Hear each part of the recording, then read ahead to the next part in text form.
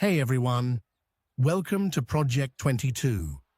On this channel, we open up the pages of extraordinary lives and powerful ideas, giving you the best takeaways from books you need to know. Before he was the king, before the championship rings, and before the billion-dollar contracts, he was just a boy facing impossible odds. Today, we are exploring the incredible journey of LeBron James. This book doesn't just show his highlights on the court. It reveals the pressure, the sacrifices, and the exact mindset it takes to stay at the very top for over 2 decades. Here is what we can learn from King James. This is part 1. He's known by many nicknames: King James, the L-Train, the Little Emperor, the Chosen One, the GOAT. But before all of those well-earned titles and all he's accomplished, basketball superstar LeBron James was merely, as he often reminds the world, a kid from Akron. It's a telling insight into how LeBron sees himself and approaches his life's journey. He never forgets that he came from a humble background and got to where he is by setting goals, working hard, and remaining deeply motivated even when, especially when, the road got rocky. LeBron James stood out for his basketball talent early on. As a freshman at St. Vincent St. Mary High School in Akron, Ohio, LeBron led his team to a perfect record and the first of multiple state titles. LeBron was named the best basketball player in Ohio for the first time as a sophomore, the first time an underclassman had ever landed the honor.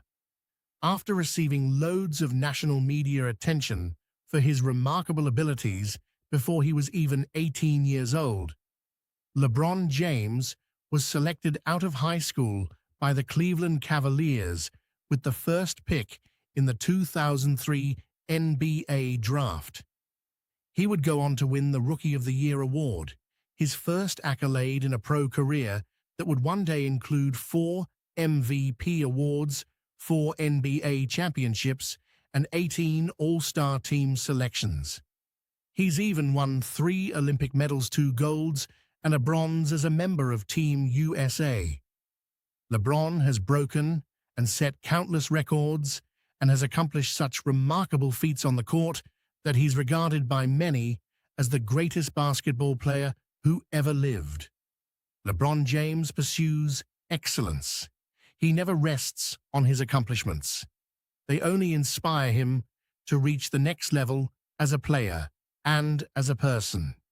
He developed his talents and skills until they were world-class, and he's maintained them and improved upon them throughout his NBA career. From his expert shot blocking to his stellar tomahawk dunk to his stellar cross-court passing, LeBron has always had the power to put on a show. LeBron sets clear goals, lays out a plan on how to get there, and then acts on it. It's not that he hasn't struggled. He's failed and faced major disappointments, but he doesn't dwell on those failures. That's not where a champion puts his focus. LeBron puts all his energy into creating a lasting legacy, having changed the game and the world around him for the better. LeBron has a path to greatness. He learned even as a teenager that he'd have to overcome every obstacle he encountered if he was going to be a success. For him, the key to becoming great lay in several different approaches. From his years as a teenage athlete to his time as a professional athlete and public figure, LeBron has never shied away from trying new things, learning from his triumphs and mistakes as he does so. He's also been patient with himself and with others, learning as much as he can by observing and working alongside them. LeBron fights for what he believes in, and he consistently defines and redefines what it is that motivates him on a deeper level. Even in a career that's pushing an improbable 2 decades, he's still giving his endeavors his all, challenging himself and the rest of us to be the very best. When we examine his life and the choices he makes along the way, we can see the qualities that define a champion. This book is about finding motivation, that hard to define, know it when you feel it sense, that makes you get up, go, and do it. LeBron James found it and never lost it, and he has used it to live out his wildest dreams. What LeBron learned about successfully reaching and exceeding goals is a blueprint that anyone with bold aspirations can follow. Find what you love. Chapter 1. When a person discovers what it is they love to do, they will readily devote their lives to it, learning every aspect of it, studying its history, developing their skills, firing up their passions, and even helping it evolve into something better. To some, basketball is a game, a sport, but to others, it is a calling, a passion, and a way of life. Those who choose to do it professionally and who are talented and lucky enough to do so find that it becomes a part of them. It makes them feel alive, like they have purpose, like playing that sport is what they were put on this planet to do. LeBron's reason for being is not just to play basketball. Once he became one of the most successful and prominent athletes to ever pick up a ball, he expanded his goals. Not content to be one of the best, if not the best, to ever play hoops, he used his influence and gifts to open up his world and inspire others to do the same. LeBron James was lucky to discover what he wanted to do very early in life. Keep your loved ones close. LeBron James was once, as he likes to humbly refer to himself, a kid from Akron. He was born on December 30th, 1984, in the northeastern Ohio city of Akron. His mother, Gloria James, was 16 years old and still in high school when LeBron was born. LeBron's biological father wasn't a part of his life then or ever. He was an ex-convict who wanted no part of fatherhood. LeBron hasn't pursued a relationship with him or talked much about him publicly. He relies on, and is devoted to, his doting mother. The lack of a father had a lasting impact on LeBron, but instead of dwelling on the struggle, he used it to light a fire in himself. He once shared what he'd say to his father, "I don't know you, the fuel that I use today you not being. There is part of the reason I became who I am. It's why I want to be hands-on. Maybe this wouldn't have happened if I had a perfect background." The hard years. For the first few years, LeBron lived in his grandmother's home on Hickory Street. It was a low-income neighborhood with high crime rates. The family worked low-wage jobs and barely scraped by, but the household was emotionally stable, filled with love, support, and enthusiasm. When LeBron was about 1 year old, his mother started to date Eddie Jackson. Eddie was a stellar former athlete, and the first to share a love of sports with LeBron. Eddie Jackson was the most consistent adult male role model in LeBron's early life. He wasn't perfect, but he introduced LeBron to wrestling, and, most importantly, to basketball. The toy hoop tragedy. When LeBron turned 3, Gloria and Eddie bought him a special gift, a toy basketball hoop. That marked the first time he'd be exposed to the game that would change his life. He spent the whole day shooting, dunking the ball, and seeing how high he could jump. Basketball provided light and security. Strangely enough, on that same day, tragedy struck their home. His grandmother, Frida James, collapsed and died of a heart attack. Soon after, they lost the home. The family split up, leaving LeBron and his mom to fend for themselves. They moved around a lot, bouncing from friends to relatives' homes, sleeping on couches. They wound up in Elizabeth Park, a rundown housing project. It had large open areas for sports, but also dangerous drug deals and crime. Learning adaptability, Eddie and Gloria ended their relationship, but Eddie stayed in LeBron's life. LeBron called Jackson dad, and publicly thanked him for his love. LeBron always knew he was lucky. My childhood was never great. We moved from place to place. A basic level of security was not there. Therefore, when you make it out, you are humbled by those memories. The fear of returning to those difficult years made him work harder to succeed. The year LeBron turned 5, they moved 7 times. Living this way taught him to be adaptable. He grabbed his little backpack and told himself, it's time to roll. The turning point, the lack of stability caused stress, and his schoolwork suffered. He missed long stretches of school, just to stay home and play. That changed when a youth coach, Bruce Kelker, took an interest in him. He noticed LeBron's height, already 5 feet 5 inches in 4th grade. He encouraged him to try out for the East Dragons football team. LeBron looks back at this as the true turning point. I played tailback and had 18 touchdowns in 6 games. That's when I knew I had athletic ability.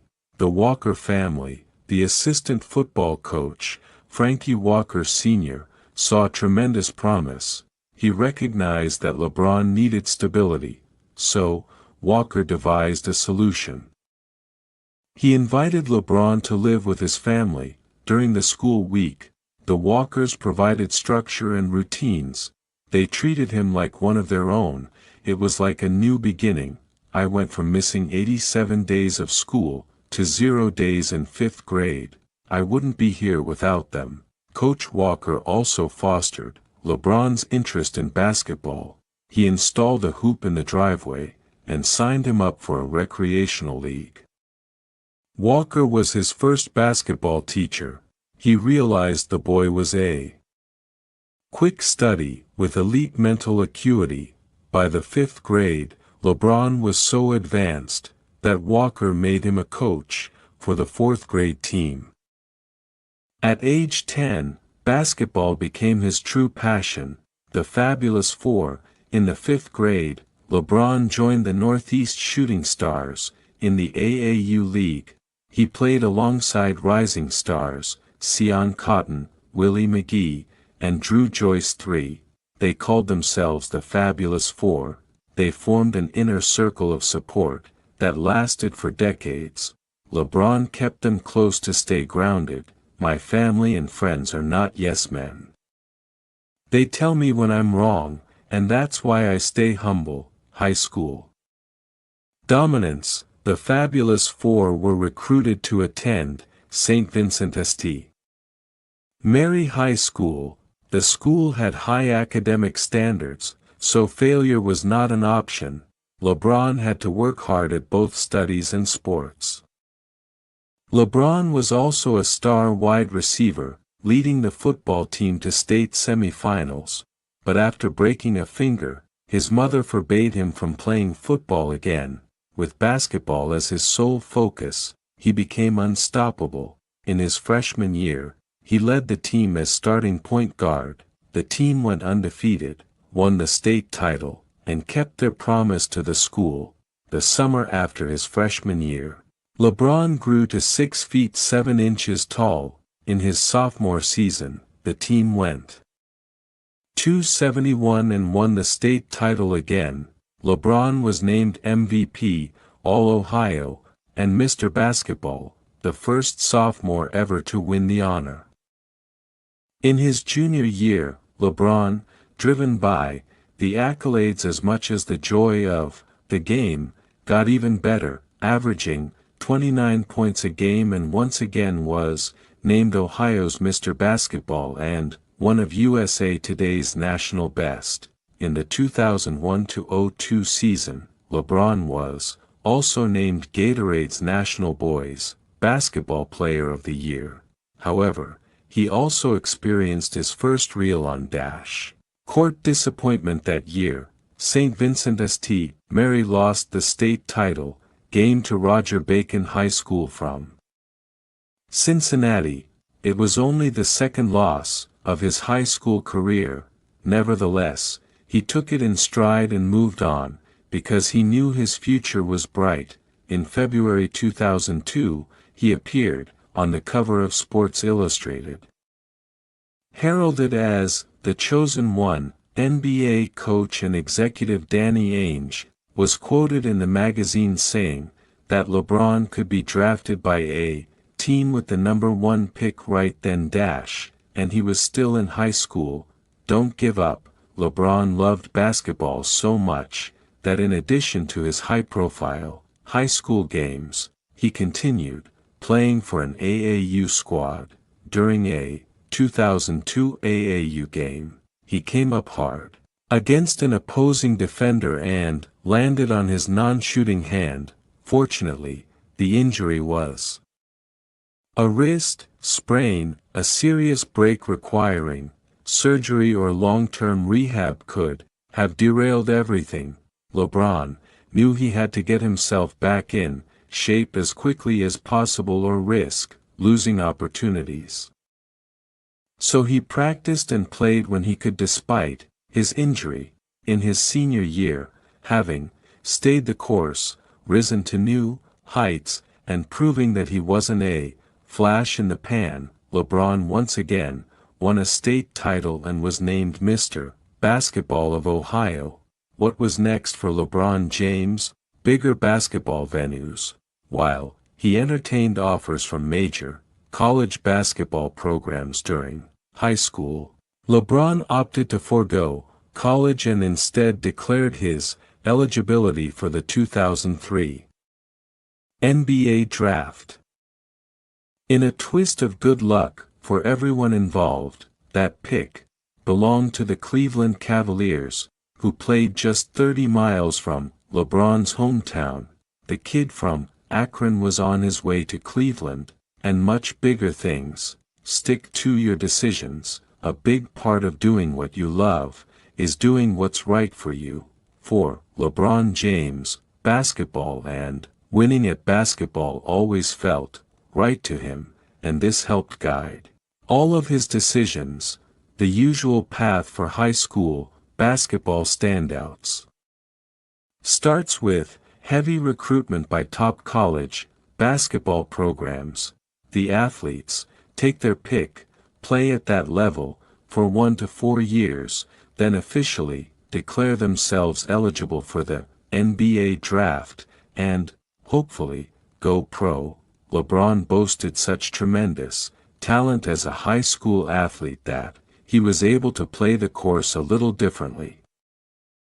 Choosing the road less traveled, he made himself open for the NBA draft in April 2003. Before graduating from high school, he decided to skip college altogether and go straight to the professional level, something very few basketball players attempt. Later in his career, he explained his thinking. College players weren't allowed to sign endorsement deals and couldn't profit from their success the way NBA players could. He wanted financial security for himself and his mom.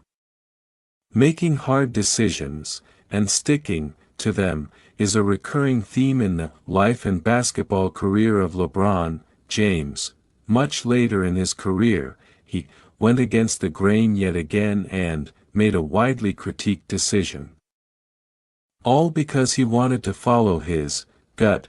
In July 2010, after 7 seasons with the Cleveland Cavaliers, LeBron became an unrestricted free agent. He had fulfilled his contract and was able to sign with an NBA team of his choice. Because he was already a superstar, many teams were eager to bring him to their cities, and owners, executives, coaches, and players publicly tried to woo LeBron. Other stars hesitated to sign extensions or new contracts until they knew where LeBron was going. On the off chance that they could play alongside him, LeBron showed up at a Cleveland office building with representatives from several high-profile franchises, including the Los Angeles Clippers, Chicago Bulls, New Jersey Nets, and New York Knicks, to hear their offers. He carefully weighed the pros and cons of playing for each team interested in him, and decided that the best place for him was the Miami Heat. He'd been frustrated by the fruitless struggle to win a championship in Cleveland, so he made the difficult decision to leave. I'm going to take my talents to South Beach and join the Miami Heat. I feel like it's going to give me the best opportunity to win and to win for multiple years, and not only just to win in the regular season or just to win 5 games in a row or 3 games in a row. I want to be able to win championships, and I feel like I can compete down there. Some of the other teams wanted to use LeBron to start building a roster that could eventually contend for a championship, but with Miami, he saw a winning culture already in place, with a franchise full of people who knew how to earn titles, like executive Pat Riley and head coach Eric Spoelstra. His fans in Cleveland were outraged, feeling that their homegrown superstar was abandoning them to chase a ring with a proven squad, rather than continue striving in Cleveland. But LeBron didn't want to wonder what if, and shy away from taking a chance on a new team. In the end, the decision set him on the path and helped him accomplish his goal. In Miami, he learned how to be a champion from other champions, a skill he would eventually bring back to Cleveland. This is part 1 of LeBron James' book. See you soon in part 2. Bye bye.